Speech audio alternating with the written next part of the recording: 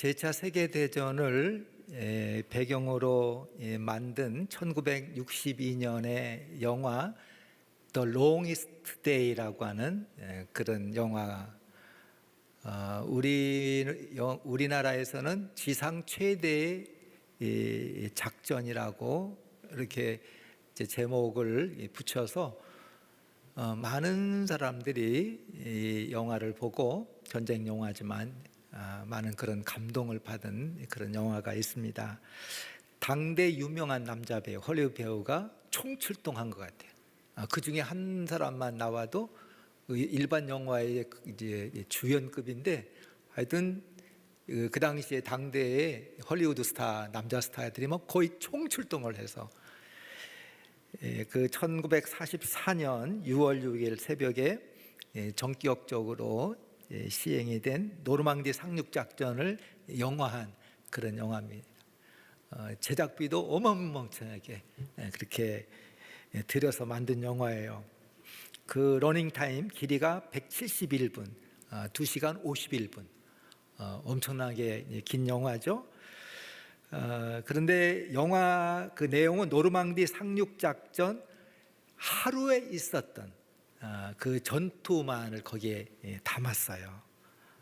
그래, 이 제2차 세계대전의 그 전쟁의 그 향방을 바꿔놓고 세계사의 그 역사에, 그런 역사의 물줄기를 밟고 놓은 그 노르망디 상륙작전, 그 하루 동안에 숨막히는 그런 긴장, 그 모든 것들을 이 영화에 이렇게 담아냈는데, 그 영화를 이렇게 보면은 하루에 있었던 그 전투 장면인데, 왜 이 영화를 더 롱이스트 데이라 이렇게 이름을 줬는가, 가장 긴 날, 가장 긴 하루라고 이렇게 줬는가 하는 것들을 이해가 가게 그 영화를 이렇게 만들었어요. 더 롱이스트 데이, 가장 긴 하루. 여러분, 하루가 24시간 균일한데 하루가 길기도 하고 짧기도 하고 그러지 않습니다.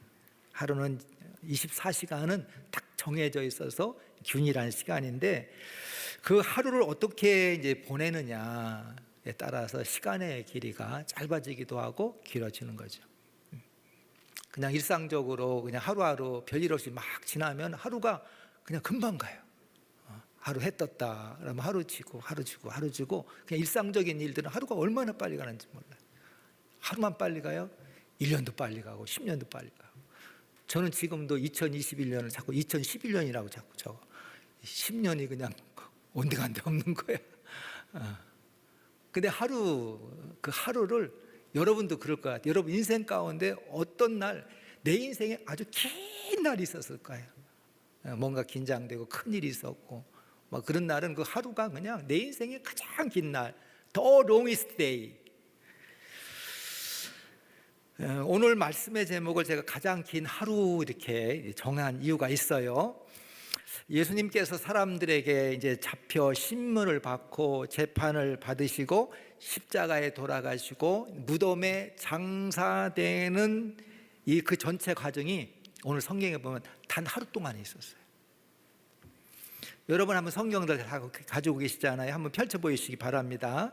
마태복음 26장 이미 지나왔어요. 그래 다시 한번 26장 가보세요. 7절 보면은 예수님이 유월절을 맞이해서, 무교절 첫날 유월절을 맞이해서 예수님이 제자들과 함께 만찬, 최후의 만찬 나누시잖아요.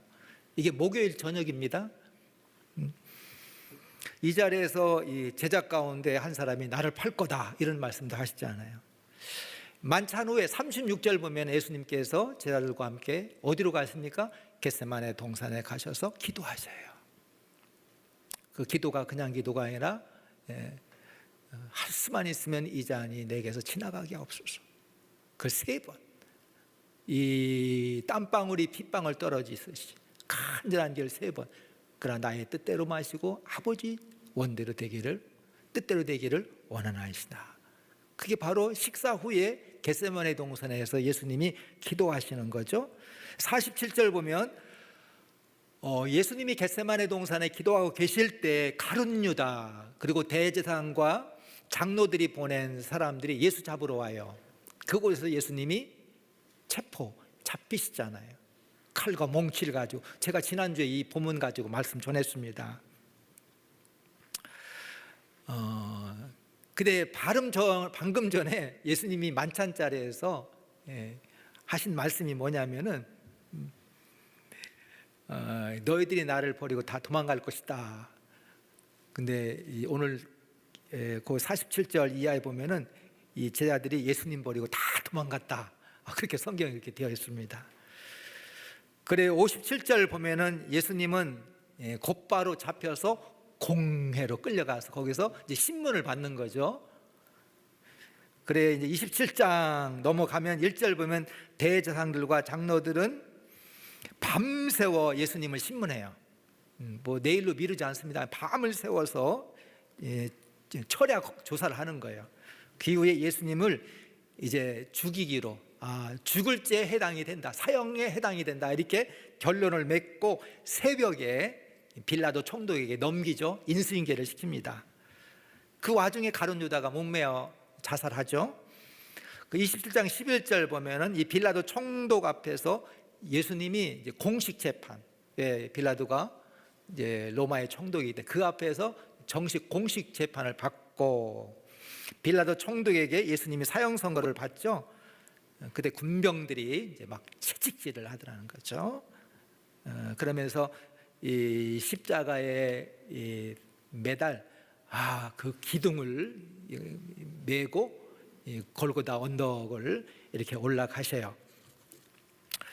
예수님이 이제 피를 흘리며 골고다 십자가에 달린 시간이 그 다음 날 금요일 날 오전입니다. 시간은 나와 있지 않아요.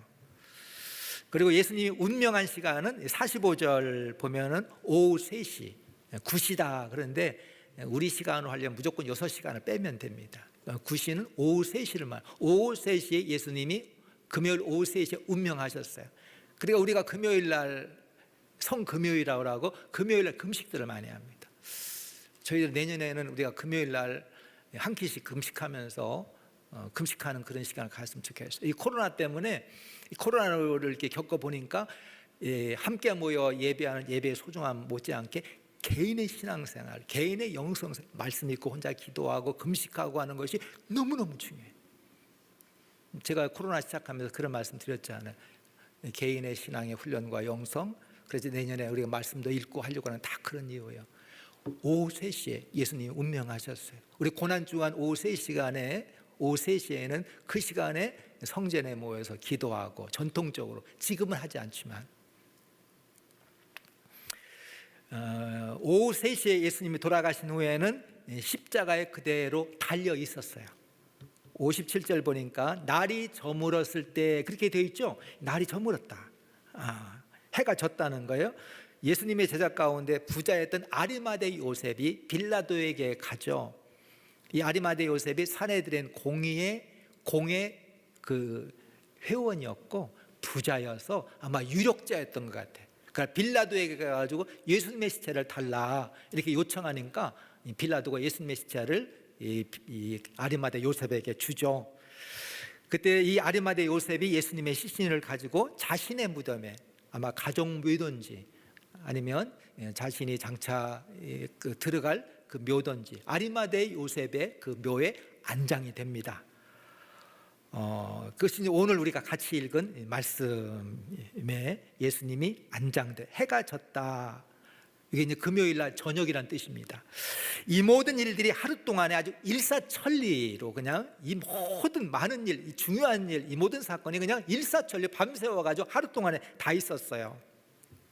성경에서 하루 동안 있었던 일을 기록한 것 가운데 예수님께 잡혀서 십자가에 돌아가신 이 기록이 아마 가장 긴 기록입니다. 다른 기록이 없어요. 하루 동안의 기록을 이렇게 자세하게 구체적으로 길게 다루는 그런 기사가 어디 있어요? 성경에 없죠. 오늘은 이 예수께서 잡혀 돌아가신 긴 하루 일정을 좀 따라가면서 그곳에 등장하는 사람들을 살펴보면서 우리의 모습도 보고 함께 말씀의 은혜를 나누면서 예수님의 십자가의 대속의 의미를 함께 하려고 합니다. 첫 번째 살펴볼 사람은 대제사장들과 장로들이에요. 앞에 마태복음 26장 57절 보면 예수님이 대제사장 집에서 그 공회원들로부터 홀로 신문을 받으세요. 제자들이 다 도망갔어요. 이 사내들인 공회, 사내들인이라고는 말이 없는데 그냥 이 공회라고 돼 있죠. 이들은 유대의 정치 종교 지도자들 71명으로 구성되어 있는 로마 제국이 그 당시 대제국을 이렇게 이루지만 이 대제국을 이룬 나라들의 공통적인 그 하나의 공통된 전략이 있는데 상당히 자율과 포용 정책을 써요.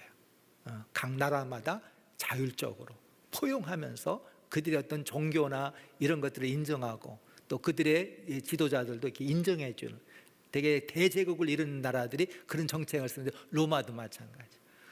빌라도 총독이 있지만 분봉한 헤롯도 있고 그들 나름의 종교 지도자들로 하여금 나라를 스스로 내치하는 그런 기구를 줬는데 그것이 그 공회라고 하는, 여기에 예수님께서 재판을 받으시잖아요. 59절 보면 이들은 예수님을 죽일 그 거짓 증거를 찾았지만 찾을 수가 없었다. 그 유대교에서는 모든 재판을 증거 중심 재판을 해요. 증거가 있어야 되는데 예수를 사형에 해당하는 그런 증거를 찾지 못해서 거짓 증거를 찾았다. 성경에 그렇게 되어 있죠. 여러분이 보다시피 예수님이 사형에 해당하는 무슨 죄를 졌어요. 근데 이들은 거짓 증거를 찾았지만 찾지 못했다.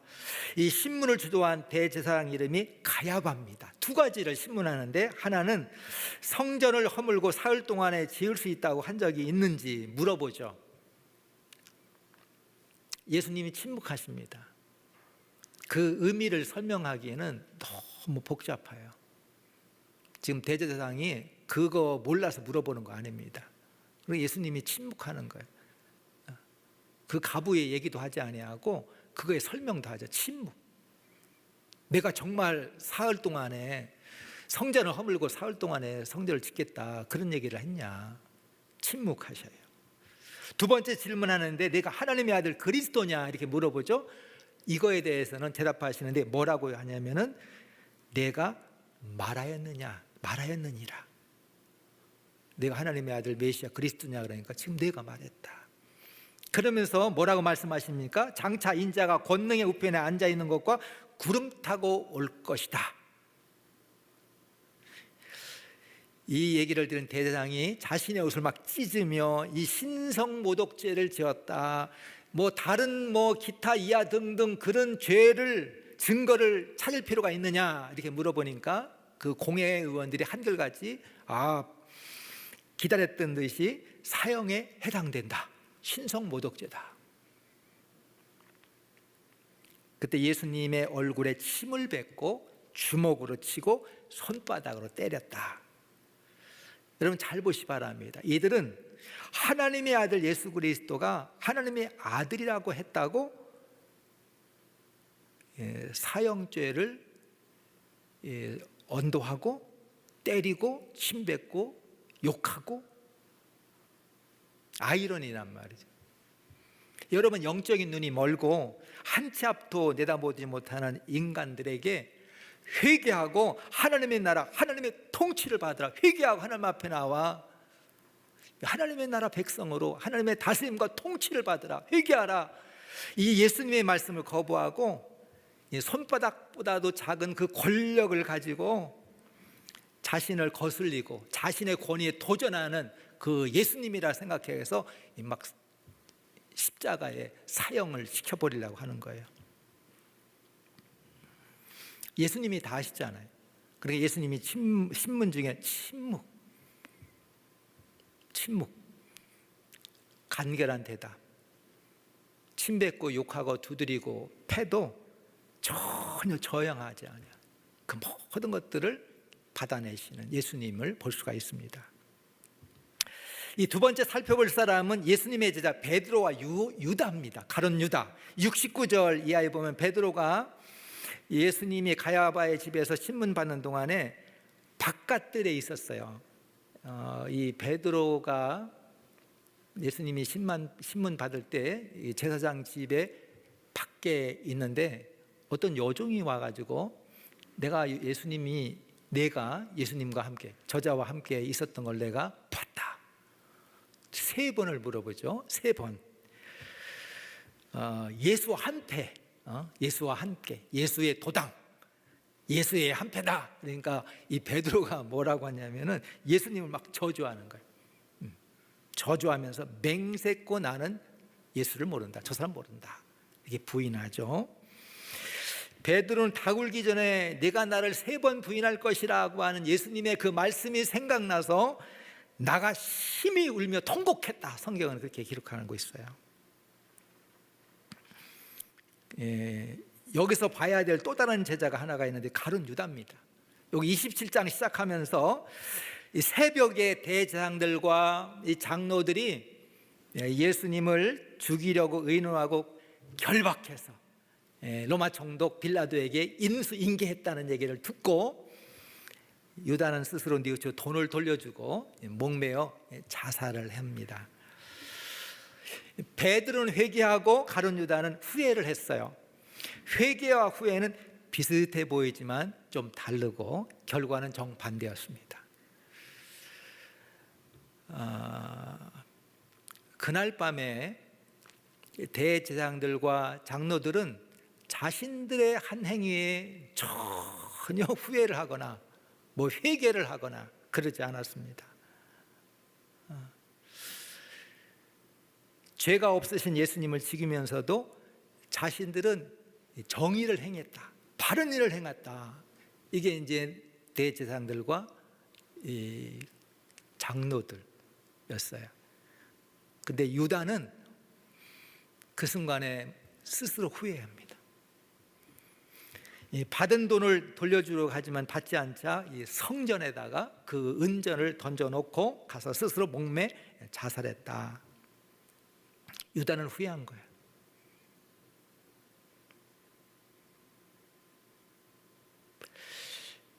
근데 유다는 후회하지만 베드로는 눈물로 통곡했다, 회개했다. 후회나 회개는 자신의 행동에 실망해서 어리석은 행동에 대해서 똑같이 그 실망한 거에 대해서 후회나 회개나 자신의 행동에 실망하는 거 똑같지만 결과는 전혀 달랐어요. 후회는 죽음으로 끝나고 회개는 생명으로. 후회는 자신의 바보 같은 행동에 실망해서 자신을 용서할 수 없는 거예요. 용납할 수 없는 거예요. 그래서 죽음으로 달려가는 거죠. 그런데 회개는 자신의 실망스러운 행동을 뉘우치고 하나님 앞에 돌아오는 것이 회개다. 똑같이 자기의 바보 같은 행동에 대해서 실망하지만 실망해서 너무 싫은 거예요. 그래 용서하고 용납할 수가 없는 거지. 내 후회는 죽음으로, 회개는 생명으로. 우리 한번 성경 찾아보겠습니다. 우리 고린도후서 7장 10절. 여러분 성경 가지고 계시죠? 고린도후서 7장 10절입니다. 여기 보면 사도 바울이 고린도 교회에 서신을 편지를 하면서 회개와 후회와 회개, 회개와 후회, 후회와 회개가 어떤 차이가 있는가 하는 것을 아주 잘 설명해 주고 있어요. 같이 한번 보겠습니다. 고린도후서 7장 10절 같이 읽겠습니다. 하나님의 뜻대로 하는 근심은 후회할 것이 없는 구원에 이르게 하는 회개를 이루는 것이요 세상 근심은 사망을 이루는 것이니라. 하나님의 뜻대로 하는 근심은 후회할 것이 없는 구원에 이르게 하는 회개를 이루는 것이고 세상 근심은 사망을 이루는 것이다. 유진 피터슨의 메시지라고 하는 성경은 이 본문 요거를 어떻게 번역하고 있느냐, 우리를 하나님께로 이끄는 근심은 우리의 방향을 바꾸게 하고 우리를 구원의 길로 되돌아가게 합니다. 그런 아픔에는 결코 후회하는 일이 없습니다.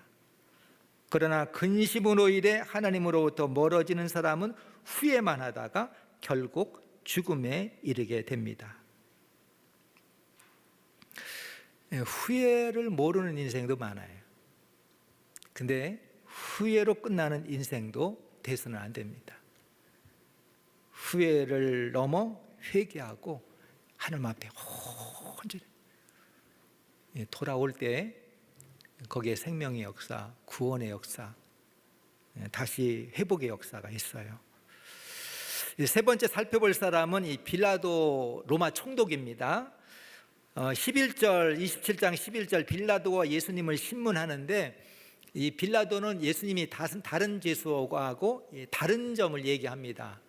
뭐에 대해서 얘기냐면은 예수님에게 이 빌라도 총독이 다른 죄수는 자신의 무죄를 자꾸 주장하는데 왜 자신의 그 무죄를 주장하지 않느냐, 그거에 대해서 이 총독이 예수님에게 얘기합니다. 이 로마 총독이 직접 예수님을 이렇게 재판한 것은 이 재판이 온 나라의 관심과 주목을 받는 그런 사건이라고 하는 것을 반증하고 있어요. 근데 빌라도는 예수님에게 죄가 없다는 것을 알면서도 제사장들과 이 장로들의 압력과 백성들의 그 인기, 환심을 사기 위해서 예수님을 풀어주지 않고, 죄가 없는 예수님을 풀어주지 아니하고 바나바라고 하는 이 죄수를 풀어주죠. 여러분이 정치라고 하는 것은 항상 이렇게 흘러가는 것 같아요. 뭔가를 이렇게 결정할 때 보면은 여론에 따르고 이해 득실을 생각해서 결정할 때가 참 많아요. 명절 때마다 백성이 원하는 죄수를 한 명 놓아주는 그런 관례가 있었는데, 이건 오늘날로 말하면 대통령 특별 사면거 같은 거예요. 뭐 광복절 특사, 이때도 그런 것이 있었어요. 6월절 명절이기 때문에 백성들이 원하는 그 죄수를 한 명을 방면할 수가 있는데, 이 당시에 바나바라고 하는 유명한 죄수가 있었어요. 그래 빌라도가 물어보는 거예요. 바나바와 예수님 가운데 누구를 방면 사면하기를 원하느냐? 사람들이 뭐라고 그래요? 바나바를 풀어주고 예수를 십자가에 못 박아라. 여러분요, 세상은요 예수 필요 없다는 거예요. 예수 필요 없고 바나바를 원하는 거죠. 죄가 없으신 예수가 십자가에 죽고 죄수인 바나바가 대신 풀려나는 거예요. 이 세상에 이런 일 많습니다. 근데 우리가 여기에서 좀 한 가지 주목해야 될 것이 있는데, 그게 뭐냐면은 예수님이 십자가에 죽어야 바나바가, 죄인인 바나바가 살 수가 있어요. 여기는 대속의 원리가 있습니다. 우연한 사건 같지만은 우리 죄를 위해서, 죄인 된 우리를 위해서 예수님께서 십자가에서 우리 대신 예수님이 죽어야 우리가 죄로부터 사함을 받을 수 있다는 거예요. 예수님이 죽어야 바나바가 살듯이 우리의 모든 죄가 예수님이 십자가에 죽으심으로 우리가 사함을 받고 구원함을 받을 수 있다고 하는 이 대속의 원리가 여기에 담겨져 있습니다. 오늘 본문 45절 제6시로부터 온 땅에 어둠이 임하여 제9시까지 계속됐다. 우리 시간으로 말하면 낮 12시부터 오후 3시까지, 그때 온 땅에 어둠이 임했다. 하루 24시간 중에 가장 밝은 날은 정오서부터 오후 3시까지가 가장 밝은데, 예수님이 십자가에 달려 계실 때에 그 세상의 밝은 빛을 덮는 어둠이 임했다는 거예요. 예수님은 이 세상의 모든 죄와 악의 무거운 짐을 짊어지고 십자가에 달리셨어요. 나의 하나님, 나의 하나님, 어찌하여 나를 버리셨나이까? 하나님은 자신의 사랑하는 아들을 유기 내어주시면서 우리를 구원해 주셨다고 하는 거예요. 하나님은 그의 아들 예수에게 세상 죄를 담당케 하신 거죠. 이것이 예수님 십자가의 대속의 의미입니다. 50절 보면은 예수께서 운명하셨을 때 성전 휘장이 갈라지고 땅이 진동하여 바위가 터지고 무덤에 잠자던 성도들이 무덤에서 살아나왔다. 그래 54절 보니까 로마 백부장과, 이방인이죠, 로마 백부장과 그의 병사들이 이걸 보고 이분은 진실로 하나님의 아들이다.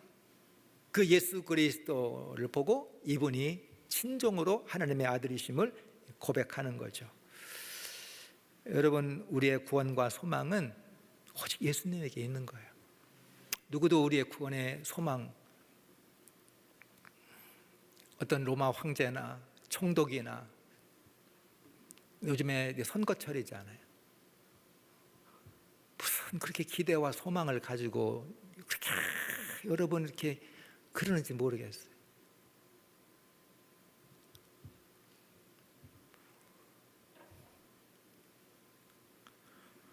우리의 구원은, 우리의 소망은 우리 하나님에게, 우리 주님에게,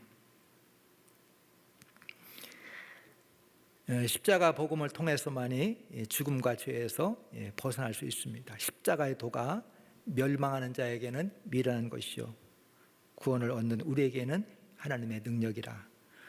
오직 예수 안에 우리의 구속, 죄사함을 받기 때문에 그래요. 우리는 십자가 없이 살려고 그래요. 예수 없이 살려고 그래요. 내 경험과 내 지식과 경험 능력으로, 내 힘으로 살려고 합니다.